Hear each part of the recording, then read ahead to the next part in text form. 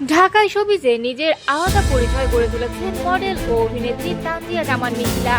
ক্যারিয়ারের শুরুটা হয়েছিল মডেলিং দিয়ে, তবে সময়ের সঙ্গে সঙ্গে বড় পর্দাতেও তিনি প্রমাণ করেছেন নিজের অভিনয় দক্ষতা। বলিউডের আলোচিত cinema Rohingya people from nowhere এর মুখ্য চরিত্রে অভিনয় করে দর্শক ও সমালোচকদের নজর কাড়েন এই অভিনেত্রী। আর এবার তাকে দেখা যাবে ঢাকায় চলচ্চিত্রের শীর্ষ নায়ক শাকিব খানের বহুল আলোচিত সিনেমা রকস্টারে।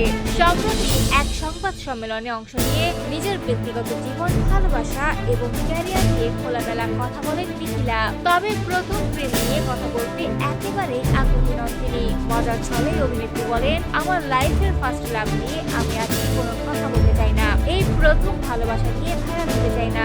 শুধু তাই নয়, ভালোবাসা নিয়ে নিজের বর্তমান অবস্থানও বেশ কৌশলে প্রকাশ করেছেন মিথিলা। তার ভাষায়, এই বয়সের কারণে ফার্স্ট লাভ থাকে বলে আমার মনে হয় না, আমারও নেই। তবে আমি এটা বলিনি যে আমার জীবনে এখন কোনো ভালোবাসা নেই, মেবি আছে আর মেবি নেই। এদিকে ব্যক্তিগত সম্পর্কের চেয়ে বর্তমানে নিজের কাজ এবং ক্যারিয়ারকে সবচেয়ে বেশি গুরুত্ব দিচ্ছেন এই অভিনেত্রী। মিথিলা জানান, এখন তার সম্পূর্ণ ভালোবাসা জুড়ে রয়েছে কাজ, বিশেষ করে রকস্টারের মতো বড় প্রজেক্টকে তিনি নিজের ক্যারিয়ারের গুরুত্বপূর্ণ সুযোগ হিসেবে দেখছেন।